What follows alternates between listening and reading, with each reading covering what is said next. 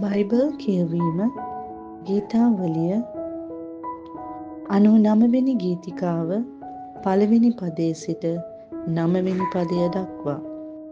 ස්වාමින් වහන්සේ උසස් කිරීම. ස්වාමින් වහන්සේ රජකම් කරන සේක. මනුෂ්‍ය වර්ගයෝ වෙබුලත්වා. උන්වහන්සේ කෙරුබිම් පිට වැඩ හිඳින සේක. පොළව සෙලවේවා. ස්වාමින් වහන්සේ සියොන්හි උතුම්ය. උන්වහන්සේ සියලු මනුෂ්‍ය වර්ගයන්ට වඩා උසස්ය. ඔහු ඔබගේ උතුම් වූ භයංකාර වූ නාමයට ප්‍රශංසා කෙරෙත්වා. උන්වහන්සේ ශුද්ධ සේක. රජවරුන්ගේ ශක්තිය වනාහි යුක්තියට ප්‍රිය වේ. සාධාරණකම පිහිටුවන්නේ ඔබය. යාකෝබ්හි යුක්තියත් ධර්මිෂ්ඨකමත් සිදු කරන්නේ ඔබය. අපේ දෙවියෝ ස්වාමින් උසස් කරව. උන්වහන්සේගේ පාපොටුව වෙත නමස්කාර කරව.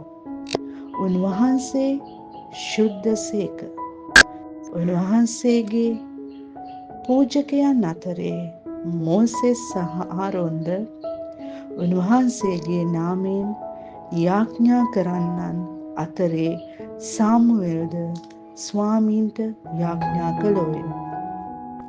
උන්වහන්සේද ඔවුන්ට උත්තර දුන් සේක.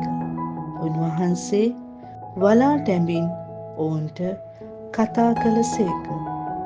ඔහු උන්වහන්සේගේ ශික්ෂා හා ඔවුන්ට දුන් පනත පැවැත්වුවෝය. අපේ දෙවිවූ ස්වාමිනි, ඔබ ඔවුන්ට උත්තර දුන් සේක.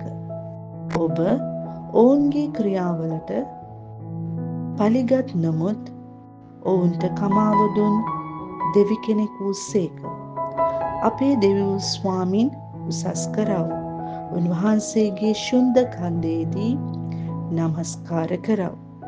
මක්නිසාද අපේ දෙවියෝ ස්වාමින් වහන්සේ ශුද්ධ සේක.